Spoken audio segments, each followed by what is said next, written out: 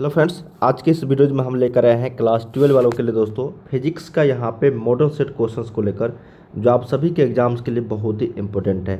अगर आप भी दोस्तों क्लास 12 के छात्र हैं तो इस तरह के वीडियो और देखना चाहते हैं और आने वाले परीक्षा में शामिल होना चाहते हैं तो इस चैनल को दोस्तों जरूर सब्सक्राइब करके बेल आइकन को प्रेस कर दीजिएगा, ताकि हम लोग जैसे ही न्यू वीडियो लेकर आऊँगा तो नोटिफिकेशन दोस्तों आपको मिलते रहेंगे। और भी काफ़ी सारे क्वेश्चन का प्रैक्टिस करना चाहते हैं तो आप हमारे इस वेबसाइट की मदद से कर सकते हैं दोस्तों। गूगल पे लिखिएगा www.starkstudypoint.com। ये जो चैनल देख रहे हैं दोस्तों, इसी चैनल की ऑफिशियल वेबसाइट है ये सेम आप लोग को लिखना है गूगल पे जाके, या फिर वीडियो के डिस्क्रिप्शन में देखने को मिल जाएंगे। ये सारे क्वेश्चंस वहाँ पे मिलेंगे ही मिलेंगे, और साथ में जो चैप्टर वाइज इंपॉर्टेंट क्वेश्चंस है दोस्तों, मॉडल सेट क्वेश्चंस, वो सारे आप लोग को इसी वेबसाइट पर देखने को मिल जाएंगे। ठीक है, तो जाके जरूर विजिट कीजिएगा दोस्तों और काफ़ी सारे क्वेश्चन का प्रैक्टिस सेट कीजिएगा। चलिए, यहाँ पे मॉडल सेट 2 लेकर आए हैं दोस्तों आप सभी के लिए, और आप लोगों को बता दूँ इस चैनल की ओर से काफ़ी सारे मॉडल सेट की तैयारी आप लोगों को करवाई जाएगी, है ना। ये मॉडल सेट 2 है दोस्तों। इसी तरीके के आप लोगों को जीव विज्ञान के, रसायन के दोस्तों, मतलब केमिस्ट्री और बायोलॉजी, मैथमेटिक्स, हिंदी, इंग्लिश, सभी चीज़ों की आप लोगों को मॉडल सेट की तैयारी कराई जाएगी। मतलब दोस्तों ऑब्जेक्टिव की तैयारी आप लोग इस चैनल से काफ़ी अच्छे तरीके से कर सकते हो। ठीक है, तो जुड़ जाइएगा दोस्तों, और लाइव क्लासेस के माध्यम से भी आप लोग को काफ़ी तैयारी कराई जाएगी। पहला प्रश्न देखते हैं दोस्तों, कहा गया है कि मुक्त आकाश निर्वात की विद्युतशीलता जो होती है वो कितनी होती है। तो मुक्त आकाश निर्वात की विद्युतशीलता, ये सारे प्रश्न पूछे हुए दोस्तों। एक होती है एक से ज़्यादा या फिर एक से कम। देखिए, शून्य जो है नहीं होती है, लेकिन एक से कम होता है दोस्तों, मतलब शून्य और एक के बीच में होती है। तो ऑप्शन नंबर यहाँ पे क्या हो जाएगा दोस्तों, आपका सी हो जाएगा। ठीक है, क्या होता है दोस्तों, शून्य और एक के बीच में होता है। तो ऑप्शन नंबर यहाँ पे सी हम लोग याद रखेंगे। चलिए, अगला प्रश्न देखते हैं कि परावैद्युता की विमाएँ क्या होती है। तो पराविद्युता की जो विमाएँ होती है दोस्तों, डायमेंशन पूछा हुआ है यहाँ पे a के पावर 2, t के पावर 4, ठीक है, m के पावर -1 और l के पावर -3। ये जो आप ऑप्शंस ए में देख रहे हैं दोस्तों, यही आपका राइट हो जाएगा। ठीक है, ये डायमेंशन पूछा गया दोस्तों, इसका फॉर्मूला अलग होता है ना, यूनिट, उसी से डायमेंशन यहाँ पे निकाला हुआ है। तो ऑप्शन नंबर ए के साथ चलेंगे। पूछा हुआ था इसलिए मैंने आप लोगों को यहाँ पे बता दिया। देखिए, थर्ड नंबर जो है काफ़ी शानदार प्रश्न है दोस्तों। कहा गया है कि दिए गए चित्र में, क्या क्वेश्चन है दोस्तों, दिए गए चित्र में ए और बी के बीच समतुल्य धारिता कितनी होगी। ए और बी के बीच में समतुल्य धारिता तो ये ए है दोस्तों और ये आपका बी है। धारिता पूछा गया ना, कैपेसिटेंस। तो यहाँ पे देखिए दोस्तों, ये एक और ये जो दो कैपेसिटर लगा हुआ है दोस्तों, ये जो आपका क्या है, पैरेलल में है, लेकिन उल्टा होता है दोस्तों करंट से। तो यहाँ पे कैपेसिटर में क्या हो जाएगा, दोनों जुट जाएगा, 2 1 3 हो जाएगा, और ये आपका 3 यहाँ पे दिया हुआ, दोनों का इक्विवेलेंट जो 3 माइक्रोफेरेड हो जाएगी, और 3 माइक्रोफेरेड यहाँ पे दिया है। तो दोनों क्या हो जाएगा दोस्तों, आपका सीरीज में जुट जाएगा। क्या है, सीरीज में। तो सीरीज का क्या होता है इसमें बताओ, करंट का उल्टा होता है ना। तो सीरीज में अभी हम लोग पैरेलल में जोड़े, दोनों को ऐड किए, तो सीरीज में 1/3 प्लस 1/3 हो जाता है। ठीक है, तो इसको अगर कैलकुलेशन करेंगे दोस्तों तो ये 3 2, इसका आंसर जो हो जाएगा 3/2 हो जाएगा। क्या हो जाएगा दोस्तों, 3/2, क्योंकि हमको सी इक्विवेलेंट निकालना है। तो ये 3/2 microfarad, option number B correct हो जाएगी।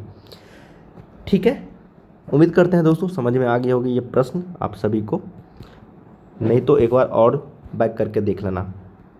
फोर्थ नंबर काफ़ी शानदार है, पूछा जाता है दोस्तों हर एग्जाम्स में, विद्युत परिपथ की शक्ति जो होती है वो क्या होती है। तो हम लोग जानते हैं दोस्तों, वी आई बराबर क्या होता है दोस्तों, आपका पी होता है। ठीक है, मतलब पी का मान वी और आई के बराबर होता है, वी इंटू आई के बराबर। तो यहाँ पे देखो वी आई तो कहीं ऑप्शंस में दिया नहीं है, लेकिन हम लोग एक और फॉर्मूला जानते हैं दोस्तों, वी का मान आई आर होता है, मतलब वी बराबर आई आर। ठीक है ना। तो यहाँ पे विद्युत परिपथ की जो शक्ति होती है वो कौन कौन सी यहाँ पे हो सकते हैं दोस्तों, ठीक है ना, वो आप लोग को यहाँ पे बताना है।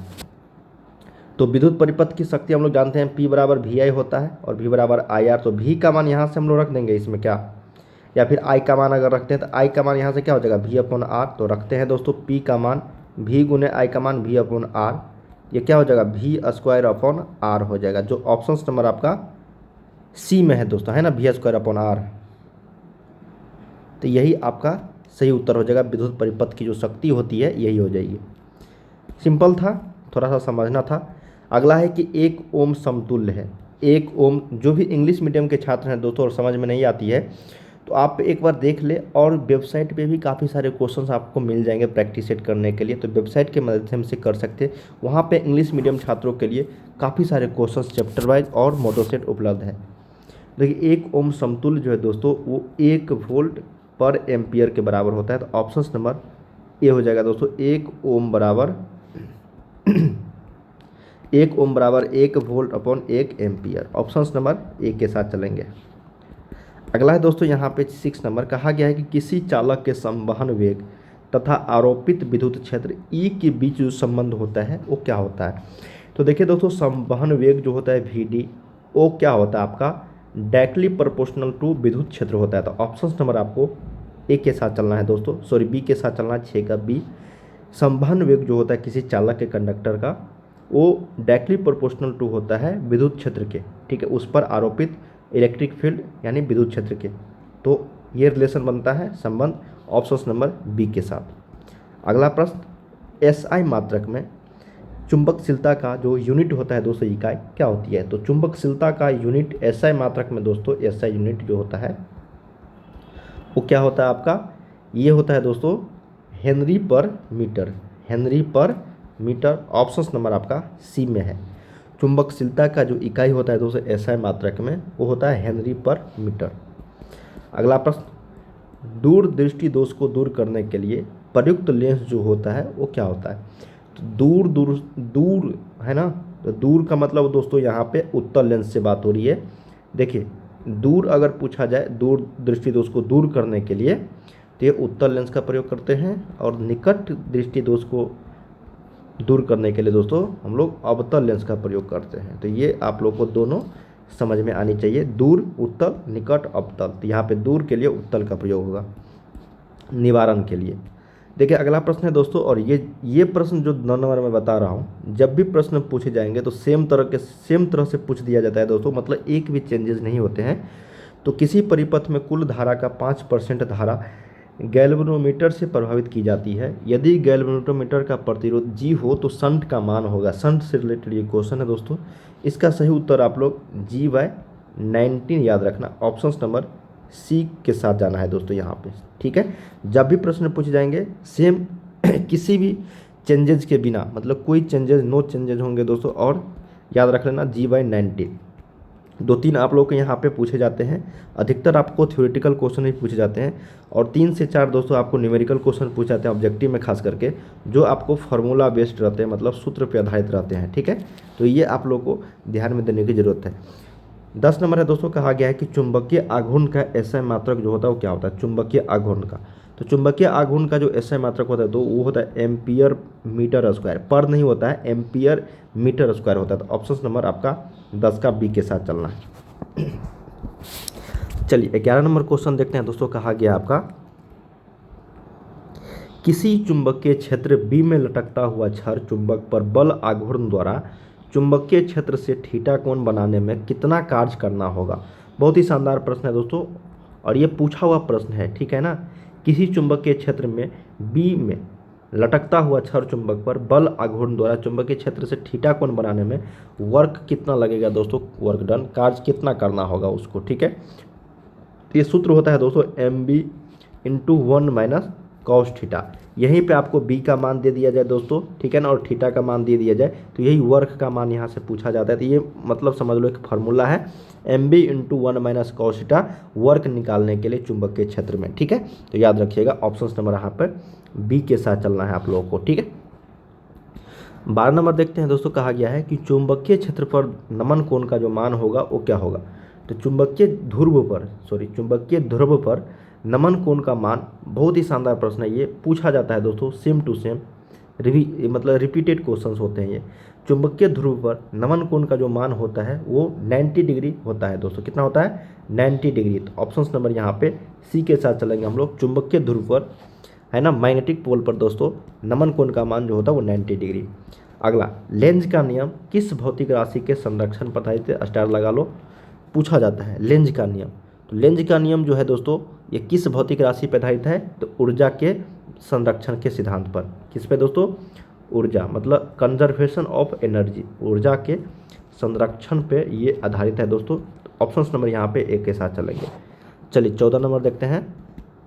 कहा गया है कि 10 ओम प्रतिरोध वाला 10 हेनरी प्रेरक की एक कुंडली 50 वोल्ट की बैटरी से जुड़ी है, तो कुंडली में संचित ऊर्जा जो होगा वो कितना होगा। ये जो संचित ऊर्जा का मान जो पूछा गया दोस्तों, ये भी आपको फार्मूला बेस्ड क्वेश्चन है, ठीक है ना। इसके लिए आप लोग को एक फार्मूला की जरूरत पड़ेगी। फार्मूला हो जाएगा दोस्तों यहाँ पे एनर्जी का मान बराबर, एक होता है दोस्तों हाफ LI², ठीक है। जहाँ पे L का मान दोस्तों ये हेनरी दिया हुआ है यहाँ पे प्रेरकत्व की, और I का मान यहाँ पे करंट से है। जहाँ पे करंट यहाँ पे है नहीं दोस्तों, लेकिन हम लोग को एक रेसिस्टेंस दिया हुआ है और यहाँ पे वोल्ट दिया हुआ है दोस्तों, इसके मदद से हम लोग यहाँ पे निकाल सकते हैं, ठीक है। तो यहाँ पे क्या हो जाएगा दोस्तों, आपको V बराबर IR वाले फार्मूला से हम लोग को I का मान यहाँ से निकल जाएगा V/R। तो V का मान यहाँ पे 50/R का मान 10, तो I का मान यहाँ पे 5 एम्पियर हो जाएगा। तो इसी में हम लोग यहाँ पे मान बिठाते हैं, हाफ गुने L का मान 10 है दोस्तों, और I² का मान यहाँ पे 5 गुने 5 हो जाएगा, ठीक है। ये 5 दूनी यहाँ पे क्या हो जाएगा दोस्तों, ये 10 हो जाएगा। तो E का मान यहाँ पे 5 गुने 5 गुने 5 मतलब 125 जूल आंसर हो जाएगा, जो ऑप्शन नंबर ए में। देखें दोस्तों, जब भी मैंने आप लोग को बताया ना इस तरह के प्रश्न पूछे जाएंगे तो आपको बहुत ही ईजी तरीके से पूछे जाएंगे, है ना, और आपको फार्मूला बेस्ड ही रहेंगे। तो ऑप्शन नंबर 14 का ए सही हो जाएगा।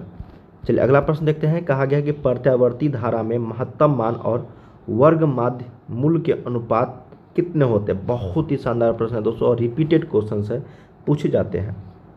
तो याद रख लीजिएगा दोस्तों, प्रत्यावर्ती धारा में अल्टरनेटिंग करंट में जो होता है दोस्तों, महत्तम मान का मान क्या होता है दोस्तों, यहाँ पे महत्तम मान बटा वर्ग माध्य मूल मान, ठीक है ना। इसका अनुपात पूछा जाता है हमेशा, तो 1/√2 होता है, जो ऑप्शन नंबर आपका सी में है दोस्तों, यही आपका करेक्ट है। क्या हो जाएगा 1/√2। बहुत ही शानदार प्रश्न पूछा जाता है।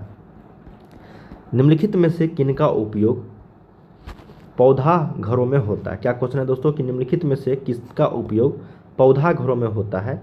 तो ये अवरक्त किरणों का होता है दोस्तों, याद रखिएगा, अवरक्त किरणों का जितने भी हैं इनका उपयोग ग्रीन हाउस, इफ आप लोग पढ़े होंगे ग्रीन हाउस, उसी पौधा घर बोलते हैं ग्रीन हाउस को, ठीक है, उसमें उपयोग किया जाता है। अगला प्रश्न, निम्नलिखित में से किसकी तरंगदैर्घ्य सबसे अधिक होती है। निम्नलिखित में से किसकी तरंगदैर्घ्य सबसे अधिक होती है दोस्तों, तो ये होता है माइक्रोवेव का। क्या होता है माइक्रोवेव का, मतलब माइक्रो तरंगे का दोस्तों सबसे अधिक तरंगदैर्घ्य होती है। कांच से हवा में प्रवेश करते समय प्रकाश का क्रांतिक कोण सबसे कम होता है। क्रिटिकल एंगल जो पूछा जाता है दोस्तों, कांच से हवा में प्रवेश करते समय तो सबसे कम जो होता है ना क्रांतिक कोण, क्रिटिकल एंगल, वो होता है वो वायलेट रंग का, मतलब बैंगनी रंग का दोस्तों, जो ऑप्शन नंबर डी में है आपका, यही आंसर हो जाएगा बैंगनी रंग का। हमारे पास अगला प्रश्न है दोस्तों 20 नंबर। कहा गया है कि 20 सेंटीमीटर और -40 सेंटीमीटर फोकस दूरी वाले दो लेंसों के संयोग से बने समतुल्य लेंस की क्षमता डायोप्टर में जो होती है वो कितनी होती है, ठीक है। तो देखिए दोस्तों, यहाँ पे समतुल्य लेंस पूछा गया है, ये मान लेते हैं f1 दिया गया आपको 20, f2 दिया गया है दोस्तों आपको -40, ठीक है, सेंटीमीटर में सारे हैं। तो यहाँ पे हम लोग को समतुल्य लेंस मान लेते हैं f निकालना है, ठीक है। तो हम लोग जानते हैं 1/f बराबर जितने भी दिया गया दोस्तों सबको जोड़ते हैं हम लोग, तो 1/f1 + 1/f2, ठीक है। तो ये हो जाएगा आपका कितना 1/20 माइनस हो जाएगा दोस्तों 1/40, ठीक है, प्लस माइनस माइनस, तो यहाँ पे 2 - 1/40 हो जाएगा, इसका मान 1/40। तो ये f का मान इक्वल हो जाएगा 40 सेंटीमीटर, मतलब ये प्लस में आया दोस्तों। अब हम लोग जानते हैं लेंस की क्षमता बराबर जो होता है डायोप्टर बराबर पावर की लेंस की क्षमता, वो होता है 1/f।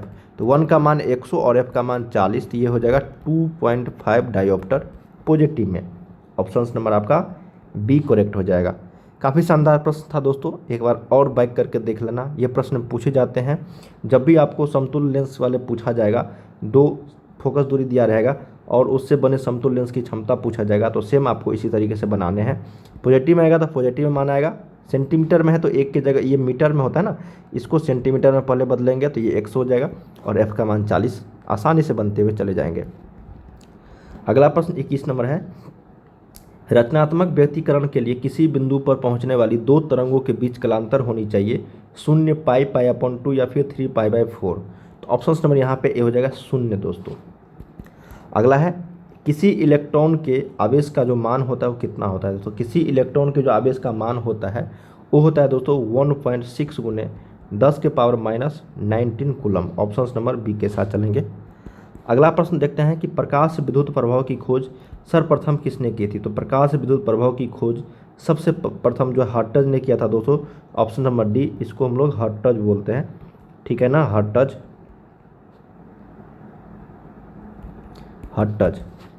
अगला प्रश्न देखते हैं 24 नंबर। कहा गया है कि विद्युत स्थितिकी में तापक्रम के अनुरूप कार्य करता है।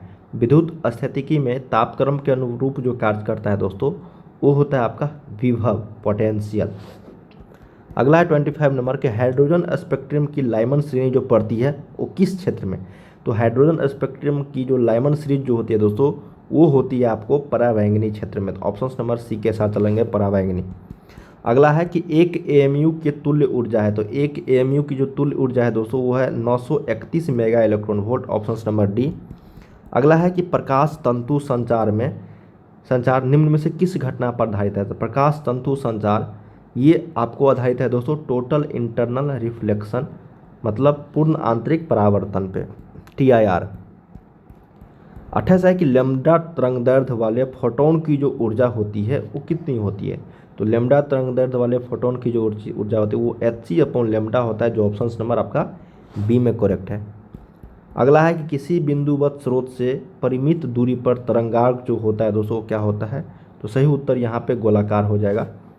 लास्ट है हमारा दोस्तों 30 नंबर कि विद्युत चुंबकीय तरंग के संचरण की जो दिशा होती है वो क्या होती है। तो विद्युत चुंबकीय तरंग के संचरण की जो दिशा होती है वो होती है दोस्तों E×B वेक्टर के समानांतर। क्या हो जाएगा, E×B वेक्टर के समानांतर। ऑप्शन नंबर हम लोग को डी के साथ चलना है। दोस्तों हम लोगों ने यहाँ पे टोटल 30 क्वेश्चंस किए हैं जो आप सभी के ये मॉडल सेट 2 पे आधारित था। इसी तरीके के मैं आप लोगों को बता रहा हूँ, काफ़ी सारे मॉडल सेट आने वाले हैं दोस्तों। उम्मीद करते हैं इस वीडियो के माध्यम से आप लोग को काफ़ी सारी चीज़ों की जानकारी मिली होगी।